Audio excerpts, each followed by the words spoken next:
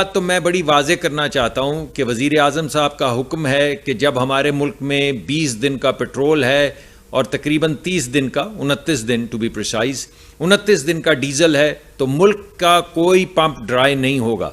ये हमारा रिजॉल्व है और हम ये मेक श्योर करेंगे कि मुल्क के अंदर जो भी लोग जिस तरीक़ा कार के ज़रिए भी ज़ख़ीरा अंदोज़ी है या कोई और इंटेंशन है, वो मुल्क के पेट्रोल पंपों को ड्राई आउट कर रहे हैं और गरीब लोग जिन्हें अपने बच्चों को स्कूल लेकर जाना होता है, अपने बूढ़े वालदैन को हस्पतालों में लेकर जाना होता है, उनके लिए मुसीबत पैदा करने की कोशिश कर रहे हैं, उनके लिए प्रॉब्लम होगी। मैंने लफ्ज़ इस्तेमाल किया, मैं आपको दरख्वास्त करता हूँ, और फिर मैंने आपको कहा कि कम को ज़्यादा जानिए। तो मैं अब आपको ये बताना चाहता हूँ कि जो मैंने दरख्वास्त की थी उसका नतीजा क्या निकला। मगर उससे पहले मैं आपको ये बताना चाहता हूँ कि आज सुबह मेरी समी खान साहब से बात हुई, जो तमाम जो डीलर्स एसोसिएशन के सरबराह हैं, मुल्क गिर जो तंजीम है उसके सरबराह हैं, और बड़ा उन्होंने ज़िंदगी में नाम कमाया है, मुल्क की बहुत खिदमत की है, बड़े बड़े मनसब जो हैं उन पे फाइज रहे हैं और हमेशा उन्होंने हुकूमत के हाथ मजबूत किया है। वो डीलर्स का भी मुकदमा हमारे पास लेकर आते हैं और मुल्क का, रियासत का और अवाम का मुकदमा भी हमारे पास लेकर आते हैं। तो आज उन्होंने दो चीज़ें कहीं। एक, उन्होंने कहा कि देखें प्लीज़ कोई भी शख्स जो ज़ख़ीरा अंदोज़ी नहीं कर रहा उसके ऊपर सख्ती मत कीजिए, और मैंने उनको यकीन दहानी कराई कि एक ख़ास सलीके तरीके से हम जाएंगे। हमारा चेक करना तो मुकर्रर है, हमें गैस स्टेशन पे जाना पड़ेगा, एहतराम के साथ देखना पड़ेगा कि उनके स्टोरेज में तेल है या नहीं, मगर अगर तेल है और वो नहीं बेच रहे तो ये ज़ख़ीरा अंदोज़ी। तो उन्होंने मुझसे कहा कि कोई भी ज़ख़ीरा अंदोज़ जो है उसके साथ एसोसिएशन नहीं खड़ी होगी, कोई भी ज़ख़ीरा अंदोज़।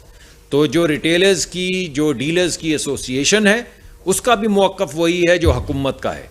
किसी को बेजा तंग नहीं किया जाएगा, एहतराम के साथ आके देखा जाएगा किसी के पास तेल है या नहीं है, और अगर किसी के पास तेल हो और वो ज़ख़ीरा अंदोज़ी कर रहा हो तो कानून अपना रास्ता लेगा, और इस मरतबा थोड़ा सा सख्त रास्ता लेगा। और ये एसोसिएशन जो है वो हमारे साथ इस पे हमारे हाथ मजबूत करेगी।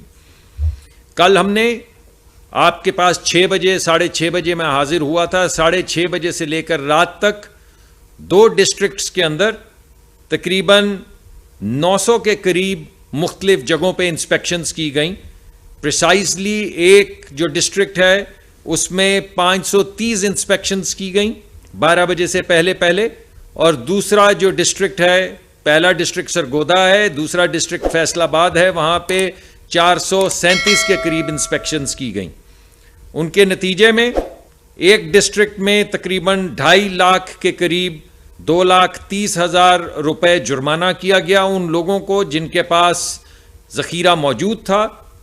एक वहाँ पर 6 जो पेट्रोल पंप हैं उनको सील कर दिया गया है, और दूसरे डिस्ट्रिक्ट में वहाँ पर 5,50,000 रुपये, 5,53,000 रुपये प्रिसाइसली जुर्माना कर दिया गया है। 21 FIR तकरीबन कटी हैं और एक पेट्रोल पंप जो है वो सील हो चुका है। ये वो जगह हैं जहाँ पे ज़ख़ीरा अंदोज़ी की जा रही थी, जहाँ पे अवाम का हक मारा जा रहा था, जहाँ पे पेट्रोल मौजूद था मगर अवाम के लिए मुश्किलात पैदा की जा रही थी। उसके अलावा कल मुल्क के बेशतर इलाकों के अंदर छापे मारे गए, और जिस जगह के ऊपर भी इल्लीगल कोई स्टोरेज खुली हुई थी जिसकी कानून इजाज़त नहीं देता, उनको सील किया गया। शोरकोट के अंदर एक प्रेमिसेस, एक इल्लीगल स्टोरेज जो है उसे बंद किया गया, उसको सील कर दिया गया है। एक दरबार सुल्तान बाहू के अंदर एक जगह पे फाइन किया गया है। सबसे ज़्यादा गड़बड़ माची के करीब जहाँ पे डिपो है उसके इर्द गिर्द शेखुपुरा के इलाके में इल्लीगल स्टोरेजेस खुले हुए थे। उनमें से शेखुपुरा और माची के करीब मुख्तलिफ जगहों के ऊपर वेयर हाउसेज़ को सील किया गया है। 3 की तफसीलात मेरे पास मौजूद हैं। विहाड़ी में 8 वेयर हाउस जहाँ पे इल्लीगल स्टोरेज की जा रही थी उनको सील कर दिया गया है, और ये कार्रवाई जो है ये अब जारी रहेगी। तो मैंने आपके सामने कल जो मुकदमा रखा था, मैंने आपको एग्जाम्पल दी है। ये सिर्फ 2 डिस्ट्रिक्ट हैं जिसकी एग्जाम्पल मैंने आपको दी है। ये कार्रवाई चल रही है जब तक इस मुल्क में ज़ख़ीरा अंदोज़ी के ज़रिए लोगों की लिए मुश्किलात पैदा की जाएंगी, हम चैन से नहीं बैठेंगे। और मुझे तंजीम ने, जो एसोसिएशन है डीलर्स की, उन्होंने यकीन दहानी कराई है कि अगर हम किसी के साथ बेजा किसी को तकलीफ नहीं देते तो वो हमारे साथ खड़े हैं, होर्डर्स के खिलाफ, ज़ख़ीरा अंदोज़ों के खिलाफ, जो मुल्क की तरक्की के लिए के रास्ते में भी हायल होता है, जो इस्लाम के भी खिलाफ है। हमारे पास बेशुमार इस्लामिक, हमारे पास तमाम वो मौजूद हैं जो मुख्तलिफ जगहों पे लिखी हुई हैं कि ज़ख़ीरा अंदोज़ जो है उसके साथ क्या सलूक करना चाहिए। तो बस जो हमारा मज़हब हमें कहता है और जो हमारे मुल्क का कानून है उसके मुताबिक ज़ख़ीरा अंदोज़ों के ख़िलाफ़ कार्रवाई की जाएगी। आज सुबह मेरी मीटिंग हुई है जो ऑयल मार्केटिंग कंपनीज़ के साथ, तफसीली मीटिंग हुई है। कल मेरी 3 मीटिंग्स हुई थी, आज मेरी फिर उनसे मीटिंग हुई है। उनको एक वक्त दिया गया है तरीक़ाकार तय करने का कि जिस जिस के ज़िम्मे जो पेट्रोल पंप हैं वहाँ पे पेट्रोल पंप मुहैया किया जाए, क्योंकि कई जगहों के ऊपर हमें शिकायत ये आ रही है, पेट्रोल पंप वाले कह रहे हैं कि हमें पेट्रोल, जो पेट्रोल कंपनियां हैं वो दे ही नहीं रही, तो अगर वो देंगी नहीं तो हम कैसे फिर लोगों को पेट्रोल फराहम करेंगे। अरे भाई, 20 दिन का पेट्रोल है मुल्क में, हर कंपनी कह रही है हमारे पास 20 दिन का पेट्रोल और 30 दिन का डीजल मौजूद है, तो फिर कैसे हो सकता है कि 20 दिन का डीजल भी, 30 दिन का डीजल हो, 20 दिन का पेट्रोल हो और पेट्रोल पंप पे पेट्रोल ना हो। तो मैंने आज उनसे मीटिंग करके अवाम के बिहाफ पे, आपके बिहाफ पे 2 टोक उनको यह कह दिया है कि आज शाम से पहले पहले वो तरीक़ाकार तय कर लें जिसके ज़रिए जिसके ज़िम्मे जो भी पेट्रोल पंप हैं वहाँ पे पेट्रोल फराहम किया जाए। और अगर वो तरीक़ाकार तय नहीं करेंगे तो जैसा कि मैंने कल दरख्वास्त की थी, आज मैंने उनको भी दरख्वास्त की है कि मेरी आपसे दरख्वास्त है, कम को ज़्यादा जानिए, ये पेट्रोल पंप जो हैं इनके अंदर पेट्रोल फराहम करें, वरना 2 दिन में मैं दोबारा वो रिपोर्ट लेके भी आपके सामने हाजिर हो जाऊंगा। बहुत बहुत शुक्रिया जी। मैं वज़ीर आज़म साहब के और अपने बिहाफ पे अगर किसी को तकलीफ़ हुई है तो मैं उसके लिए माज़रत खा हूँ। ये हमारा काम है, हम तंगी दूर करें और ये हम करेंगे। और उसके लिए जैसे जैसे चीज़ें सामने आ रही हैं मैं आपके सामने ला रहा हूँ। ये कुछ काली भेड़ें हैं जो पूरे मुल्क को हाईजैक करने की कोशिश करती हैं, जो हर मर्तबा जब बैनुल-अक़वामी सतह पे उनको विंडफॉल नज़र आती है कि हम पैसे कुछ बना लेंगे अवाम को एक्सप्लॉइट करके 3 दिन में या 5 दिन में, तो हर दफ़ा एक्सप्लॉइट करती हैं।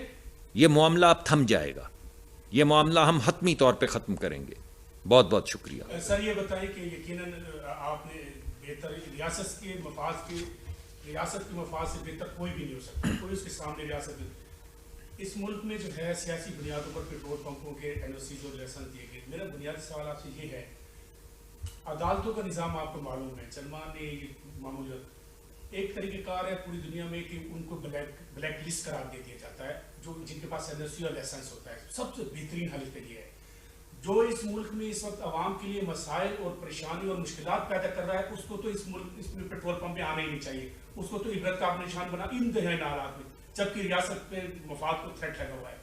ब्लैक लिस्ट लेने करने का जायजा लेंगे। और दूसरा बात यह कि ऑयल कंपनियों के हवाले से फिर आप 2 दिन में हुकूमत इनको तहवील में लेगी या तरीक़ेकार का खुद ऐलान कर देगी? मैंने आपसे कल कहा था मुझे 2 दिन दीजिए, मैं 1 दिन में आपके सामने हाजिर हो गया हूँ। तो आप यकीन मानिए कि जो भी होगा इसी तरह का एक किसी को बेजा तंग नहीं किया जाएगा। मैं दोबारा आपको बताना चाहता हूँ, किसी को बेजा तंग नहीं किया जाएगा। कोई ऐसी बात नहीं की जाएगी कि तमाम ऑयल कंपनीज ये कर रही हैं, तमाम डीलर्स ये कर रहे हैं, क्योंकि ऐसा नहीं है। ज़्यादातर लोग इज़्ज़तदार लोग हैं, वो हक हलाल की कमाई से अपने बच्चों का पेट पालते हैं, हम उनकी इज़्ज़त करते हैं और हम चाहते हैं मुआशरा भी उनकी इज़्ज़त करे, ऑयल मार्केटिंग कंपनीज की भी इज़्ज़त करे और ऑयल पेट्रोल पंप के मालिकान की भी इज़्ज़त करे। मगर अगर दरमियान में कोई काली भेड़ है, जैसे मैंने आपको बताया आज, जो इलीगल काम कर रहे हैं, जो होर्डिंग कर रहे हैं, उनके खिलाफ कार्रवाई होगी, चाहे वो ऑयल मार्केटिंग कंपनीज हों और चाहे वो डीलर्स हों, चाहे वो डेपो के मालिकान हों, चाहे वो ट्रांसपोर्टर्स हों। तो ये बात तो तय हो चुकी है। अब मैं जो आपके सवाल के जवाब में ये कह रहा हूं कि आज रेगुलेटर को, अभी जब सुबह मीटिंग हुई है तो यही बात की गई है कि आप रेगुलेशन करके, एक ऑडिट करके रेगुलेटरी हमें बताएं कि कौन सी कंपनीज हैं जो अपना बोझ उठा रही हैं कौन सी कंपनी है जो अपना बोझ नहीं उठा रही हैं, जो कंपनीज बोझ नहीं उठा रही हैं उनको किसने लाइसेंस दिया, कब लाइसेंस दिया, और अब आप उस लाइसेंस का क्या करेंगे। क्या आप उनके लिए तमाम रिक्वायरमेंट्स जो हैं, चाहे वो फाइनेंशियल हों कि उनके पास इतने पैसे हैं कि वो पेट्रोल पंप में पेट्रोल भर सकें, या इंफ्रास्ट्रक्चर हो, उनके पास स्टोरेज टर्मिनल इतना है कि वो लोगों को तेल फराहम कर सकें, या कहीं ऐसा तो नहीं कि उनके पास इंफ्रास्ट्रक्चर कम है और पंप उन्होंने बेशुमार खोल दिए। ये तमाम चीज़ें देखी जा रही हैं। इसमें कुछ वक्त लगेगा, लेकिन जो 2 दिन वाली या 3 दिन वाली मैं आप बात कर रहा हूं, उसका जवाब आपको 2-3 दिन में मिलेगा। जो आप एक मिनट, फिर मैं आपके पास आता हूँ। मेरा सवाल ये है कि इसके पीछे तो OMCs ही है, क्योंकि OMCs ने जो खत लिखा है गवर्नमेंट को या आप लोगों को खत लिखा है, उसमें ये कहा गया है कि 2 दिन का जो डॉलर रेट था हिसाबदार ने जब प्राइसेस का अनाउंस किया है तो 232 पे अनाउंस किया और इस वक्त 277 है। तो उसमें लिखा गया है कि पेट्रोल जो बर्डन है वो पब्लिक पे डालने देंगे। तो ये इसमें सीधी OMCs हैं, और OMCs को मामला सेट हो जाएगा। तो मामला सेट कर देंगे ना, क्या मसला है। मामला सेट हो जाएगा तो मामला सेट कर देंगे। इस वक्त जो तेल पेट्रोल जो डेपोज में स्टोरेज में पड़ा हुआ है, टर्मिनल्स में पड़ा हुआ है, वो 280 पे नहीं खरीदा गया। मैं आवाम को दोबारा बताना चाहता हूं, ये ढकोसले खत्म करने होंगे। ये तेल आज से 3 हफ्ते पहले खरीदा गया था, जो इस वक्त बिक रहा है मार्केट में। उस वक्त डॉलर का रेट 270 नहीं था, और 270 वाला जो तेल का रेट है, इसका एक मैकेनिज्म है प्राइसिंग में जिसको ट्रू अप कहते हैं। आने वाले वक्त में अगर कोई फर्क होगा आज के रेट में और जो जिस रेट के ऊपर एलसी सेटल होती है या जिस रेट पे पेमेंट की जाती है, तो उसको ट्रू अप किया जाता है। यानी उसको अगली प्राइसिंग में जब वो सामने आ जाए, जब वो एलसी रिटायर हो जाए, उसकी कीमत डॉलर के अगेंस्ट तय हो जाए, तो उसको प्राइस में डाला जाता है। इस वजह से इस तरह के झोल हमें मत दें। इस झोल में हम नहीं आएंगे। तो मैंने दरखास्त की है, मुअद्दबाना दरखास्त की है, कल की तरह कि आप तय कर लें, आप ही इसको ठीक कर लें, हुकूमत को ना मजबूर करें कि हुकूमत इसको ठीक करे। में 20 दिन का पेट्रोल और 29 दिन का डीजल मौजूद है। वजीर आजम ने हिदायत की है कि मुल्क में पेट्रोल की कमी नहीं होनी चाहिए।